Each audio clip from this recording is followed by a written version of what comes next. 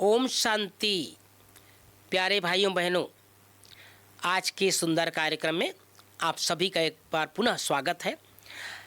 आज का एक बहुत प्यारा प्रसंग जिसको हम आपको सुनाने जा रहे हैं और वह प्रसंग है अरण्य पर्व। महाभारत में प्रसंग आता है और उसका नाम है कीचक। आप सबने सुना होगा।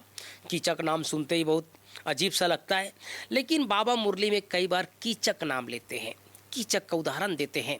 आखिर ये कीचक कौन थे, आखिर कीचक का क्या भाव है, कीचक का क्या रोल है, उसके बारे में आप सबको बता देना चाहता हूँ। ये जो इसका जो उदाहरण आता है वह है 12 साल का अरण्यवास पूरा करके जो 5 पांडव थे और साथ में उनके साथ जो द्रौपदी थी वो साथ में थी। तो पांडव जो थे वो अज्ञात काल 1 साल का बिता रहे थे। तो पांडव क्या किए थे उस समय अज्ञात काल में, अपना वेश बदल दिए थे और भाषा भी बदल दिए थे। विराट राज्य में रहने लगे। विराट राजा के साले का नाम था कीचक। उसका जो पत्नी के भाई जिसको साला बोलते हैं, तो उसके साले का नाम था कीचक। वह बहुत दुष्ट प्रवृत्ति का इंसान था। बूढ़े विराट के राज्य का सारा कारोबार कीचक ही देखता था, क्योंकि जो विराट राज्य का जो राजा था वो थोड़े बुजुर्ग हो गए थे। तो पूरा राजकाज कौन देखता था? वो कीचक देखता था। विराट राजा की पत्नी सुदेशना देवी के पास द्रौपदी सरेंद्री के नाम से रहती थी, है ना। वो गुप्त जो अज्ञात काल दिखाते हैं, महाभारत में प्रसंग आता है। तो उस समय अपनी जो नाम क्या रखा था द्रौपदी ने, सरेंद्री के नाम से रहती थी। कीचक जो दृष्टि थी वो द्रौपदी पर मोहित हो गया था।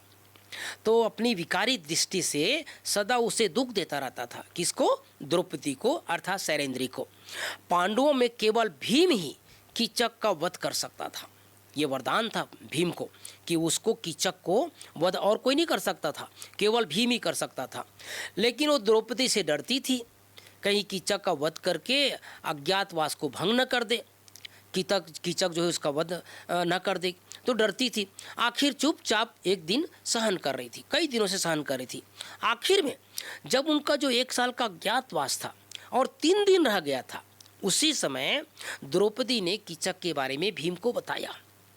सारी बात बताया कि ऐसा ऐसा है, ये राजा का जो साला है उसकी दृष्टि मेरे ऊपर पड़ती है और तरह तरह के मेरे को उपास तंग करती है, मुझे दुख देती है।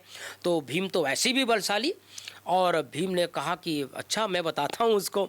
तो कीचक के बारे में भीम को जैसे सुना तो भीम ने कीचक पर झूठा प्यार दिखाकर, वो महाभारत में दिखाते हैं भाई बहनों, कि द्रौपदी जो है, द्रौपदी का वेश धारण करके और रात के समय वो कीचक से मिलने गई।